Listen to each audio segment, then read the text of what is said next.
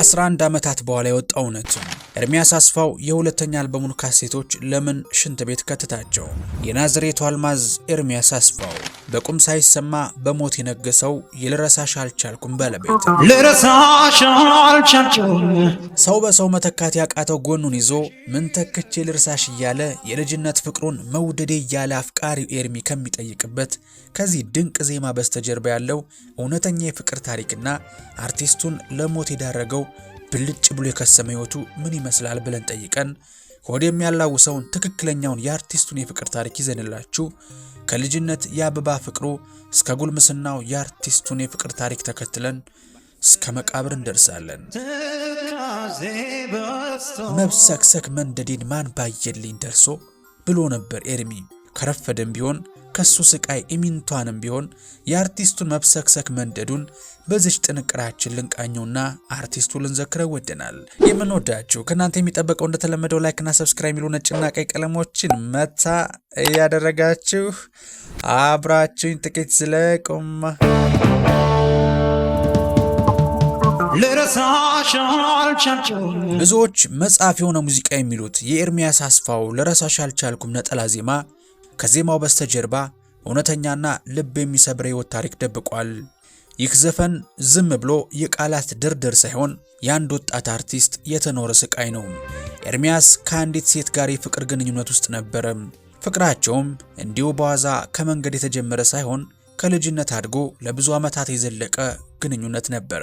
ይሁን እንጂ ይሄ እስከ ጉልምስና ድረስ የቆየው የኤርሚያስና የፍቅረኛው ግንኙነት ባልተጠበቀ ሁናቴ መደብዘዝ ጀመረ። ኤርሚያስ ለጥበብ ካለው ጥልቅ ፍቅር የተነሳ ሙዚቃን አውጥቼ እንጋባለን በሚል ተስፋ የልጅነት ፍቅሩን ለረጅም ዓመታት አቆያት፣ ሳያውቅ አስጠበቃት። ይህንን ተስፋ በተደጋጋሚ በሰማችው ቁጥር ፍቅራቸውና የሚላት ነገር ሁሉ ቀስ በቀስ ለሷ እንደ ቅዠት እየመሰላት መጣ። በሙዚቃ ህይወቱ ላይ ስኬት እያየችበት ስላልነበርና የእድሜዋ መግፋት ስላሳሰባትም አንድ ከባድ ውሳኔ ለመወሰን ቆረጠች። ሁሉንም ነገር በጥልቀት ካሰበች በኋላ ብዙ የጋብቻ ጥያቄዎች ሲመጡላት እምቢ ብላ ስትመልስ የነበረ ቢሆንም በአሁኑ እንኳን እድሌን አላሳልፈም ባለችበት አንድ ሰው መጣና ላግባሽ ይላታል። እሷም ስትጠብቀው የነበረ እድል ነውና ኤርሚያስን ለሙዚቃው ትታው የኤርሚ የልጅነት የአፍላነት ፍቅሩ ሌላ ሰው አገባች። ያን ጊዜ የኤርሚያስ ዓለም በድንገት ፈረሰች። ልረሳሽ አልቻልኩም። ይህ ሁኔታ ኤርሚያስን ከፍተኛ የልብ ስብራት ውስጥ ከተተው። ህመሙን ችሎ ትዝታዋን ለማጥፋት ቢሞክርም ነገሩ ግን እጅግ ከበደው። የሚገርመው ኤርሚያስ ሌሎች ሰዎች ወደ ሱስ እንዳይገቡ ይመክር የነበረና ሱሰኝነትን አብዝቶ ይጠላ የነበረ ጽዱና ንቁ ሰው ነበረ። ቢሆንም እሱ ግን የደረሰበትን ስቃይ ለመርሳት አንድ ሁለት እያለ መጠጥ ጀመረ። ቀስ በቀስም መጠጡ ሱስ እስኪሆንበት ድረስ ዘለቀበትም። ሆኖም ፍቅሩን ካጣ ከተወሰነ ጊዜ በኋላ ሙዚቃውን ለማውጣት የሚያግዙት ፕሮዲውሰሮችን አገኘ። ኤርሚያስ ከዚያ የልብ ስብራት በኋላ ትንሽ ደስ የሚያሰኝ ነገር ስላገኘ አዲስ ተስፋን ሰንቆ ወደ አዲስ አበባ መጣ። በተለያዩ ክለቦችም ላይ መስራት ጀመረ። ቀስ በቀስም 12 ዘፈኖችን የያዘ አንግሶኛል የተሰኘ የመጀመሪያ አልበሙን ሰርቶ አጠናቀቀ። ከዚህ አልበም ውስጥም ለዚያች እጅግ ለሚወዳት ሴት የልጅነት ፍቅሩና የአፍላነት ምኞቱ ለነበረችው ለዛች ሴት ልረሳሽ አልቻልኩም የሚል መጠሪያ ያለው ዘፈን ሰራላት።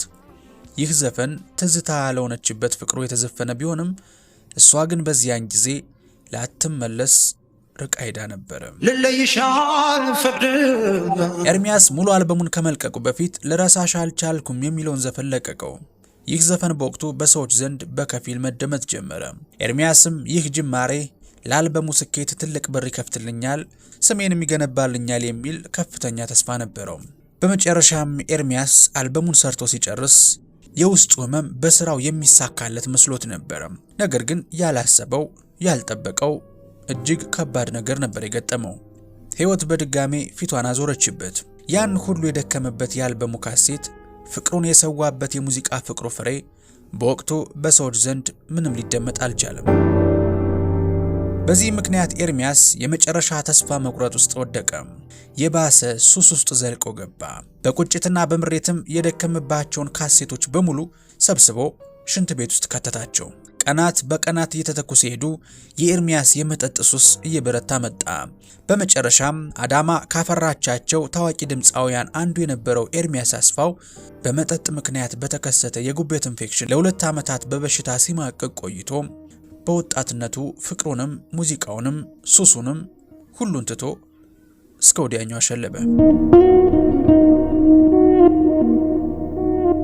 የሚገርመው ግን እሱ ከሞተ በኋላ ልረሳሽ አልቻልኩም የምትለው ነጠላ ዜማ ግን ከአልበም በላይ ሆና ከዳር እስከ ዳር መደመጧን ቀጠለችም። ዛሬም ድረስ በሰዎች ልብ ውስጥ ትገኛለች።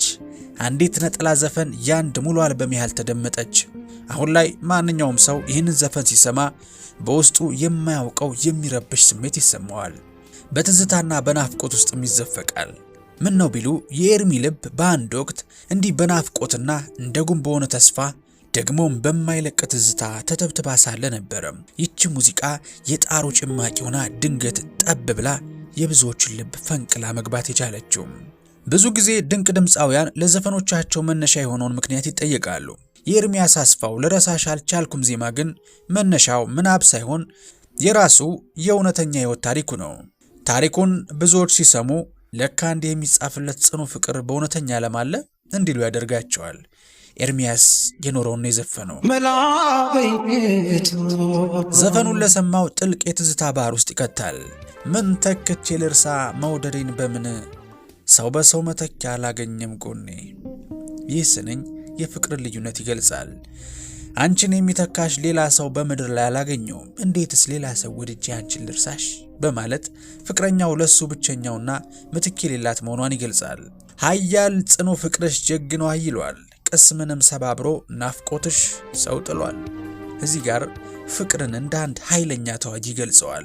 ፍቅርሽ ከኔ ጥንካሬ በላይ ሆኖ አሸንፎኛል፣ ናፍቆትሽ ደግሞ ቅስሜን ሰባብሮ ለውድቀት ይዳርጎኛል ይላታል። ሰምታው ይሆን? ያጽኑ ፍቅርሽ ጀግኖ ተጫዋችነት ፈገግታ የጠፍቶ ባይተዋርነት ትካዜ በስቶ። ይህ ስንኝ የኤርሚያስን ህይወት ለውጥ ያሳያል። ቀድሞ ደስተኛና ተጫዋች የነበረው ሱሰኞችን ይቅርባችሁ እያለ የሚመክረው ወጣት አሁን ግን ሳቁ ጠፍቶ ብቸኝነትና ጥልቅ ሐዘን እንደወረሰው ይነግረናል። ልረሳሽ አልቻልኩም ፍቅርሽ ረቶኛል፣ ልለይሽ አልፈቅድም ኪዳን ሸብቦኛል። በመካከላቸው የነበረው የቃል ኪዳን ሰንሰለት አስሮ ይዞታል። ምንድነው መፍትሄው? መላው ብልሃቱ መላ ካንቺ ካለ መላ በኝቱ። ይህ ክፍል የተስፋ መቁረጥ ጩኸት ነው። ከዚህ ስቃይ የምወጣበት መንገድ ምንድነው? እባክሽን አንቺ መላ ካለሽ ንገሪኝ በማለት የመጨረሻውን አማራጭ ከሷው ይጠብቃል። እሷማ አግብታ የራሷን ህይወት ጀምራለች። መብሰክሰክ መንደዴን ማን ባየልኝ ደርሶ። በውስጡ ያለው ንዴትና እንደ እሳት የሚነደውን ስሜቱን ማንም ሰው ሊረዳ ወይም ሊያይለት አለመቻሉን የሚገልጽ ስንኝ ነው። ለምንድነው ይህ ዘፈን ብቻውን አልበም የተባለው? አንድ ሙሉ አልበም ሊያስተላልፍ የሚችለውን የፍቅር ታሪክ፣ የስብራት ጥልቀትና የናፍቆት መጠን ይህቺ አንዲት ዘፈን ብቻዋን በሚገባ ገልጸዋለች። ቃላቱ ዝም ብሎ የተደረደሩ ሳይሆኑ የኤርሚያስን ህይወት ታሪክ በዜማ የሚተርኩ ምስክሮች ናቸው። የኤርሚያስ አስፋው ነጠላ ዜማ ገና መደመጥ ሲጀምር አንጋፋው ድምፃዊ ነዋይ ደበበ እንዲህ ብሎት ነበረ። ለኢትዮጵያ ህዝብ ሌላ ኤፍሬም ታምሩ ተፈጠረለት። ኤርሚያስ ብልጥ ከሆነና ጥሩ መካሪ ካገኘ ሚሊዮነር መሆን ይችላል። ዘፈኑን ለሰማ ትልቅ ተስፋ እንደነበረው እንኳን ሙዚቀኛው ተራው አድማጭ መገመት ይችላል። ኤርሚያስ በመጀመሪያ አልበሙ የሚገባውን ያለ እውቅና ባያገኝም ተስፋ ቆርጦ ግን አልተቀመጠም ነበር። እረ እንዲያውም ህይወቱ ከማለፉ በፊት ሁለተኛ አልበሙን ለአድማጮቹ ለማድረስ በከፍተኛ ጥረት ላይ ነበር። የሚገርመውና ልብ የሚሰብረው እውነታ ኤርሚያስ በህይወት እያለ ሊያዩ የተመኘውን ጭብጨባና አድናቆት ሁሉ የመጣው እሱ በሌለበት መቃብሩ ላይ መሆኑ ነው። በእርግጥ ኤርሚያስ በህይወት በነበረበት ጊዜም ልረሳሽ አልቻልኩም የሚለው ዜማ በብዙዎች ዘንድ ተደራሽና ተደማጭ እንዲሁም ተወዳጅ ነበረ። ነገር ግን ዘፋኙ ማን እንደሆነ በአካል እንኳን ብዙዎች አያውቁትም። መድረክ የሚያሰሩ የሙዚቃ ሰዎችም ፊቱ የድምጹን ያክል ታዋቂ ስላልነበር ለመድረክ አይጋብዙትም። ታዲያ ያ እጅግ የጓጓለትና የደከመበት የሙዚቃ ህይወቱ እሱ በህይወት እስካለ ድረስ ሳይሳካለት መቅረቱ የታሪኩ ትልቅ አሳዛኝ ክፍል ነው ማለት ይቻላል። የመጨረሻ የዕድሜ ቀናቱን በህመም በስቃይና በተስፋ መቁረጥ ውስጥ ማሳለፉ ዛሬም ድረስ አድናቂዎቹን በእጅጉ ያሳዝናል። ኤርሚያስ ዝናን በሚገባው መጠን ሳይቀምስ ክብሩን ሳያይ በወጣትነቱ በሞት መቀጠፉ ብዙዎች በሐዘን እንዲያስታውሱት ያደርጋቸዋል። ኤርሚያስ ይህንን ስብራቱን በዜማ ተንፍሶ ለ2 ዓመታት በጉበት በሽታ ሲማቅ ቆይቶ እስከ ወዲያኛው አሸልቧል። የሚገርመው ግን ልረሳሽ አልቻልኩም የሚለው ዜማው ዛሬም ድረስ በሚሊዮኖች ልብ ውስጥ ተወዳጅና ተመራጭ የትዝታ ዘፈን እየሆነ አሁንም ግስጋሴውን ቀጥሏል። የምንወዳችሁ እንግዲህ ልረሳሽ አልቻልኩም ከሚለው ድንቅ ዜማ በስተጀርባ ያለው እውነተኛና ልብ የሚሰብር ታሪክ ይህን ይመስላል። እናንተስ ይህንን ዘፈን ስትሰሙ ምን አይነት ስሜት ይሰማችኋል? ከዚህ ታሪክስ ምን ተማራችሁ? እንደተለመደው እንግዲህ ሐሳብ አስተያየታችሁን፣ መልካም ምኞት እንዲሁም ትችታችሁን በኮሜንት መስጫው ላይ ልታጋሩን ትችላላችሁ። የዛሬውን ቪዲዮ እንደወደዳችሁት ምንም ጥርጥር የለንም። ስለዚህ ላይክ እና ሼር ማድረጋችሁን አትዘንጉ።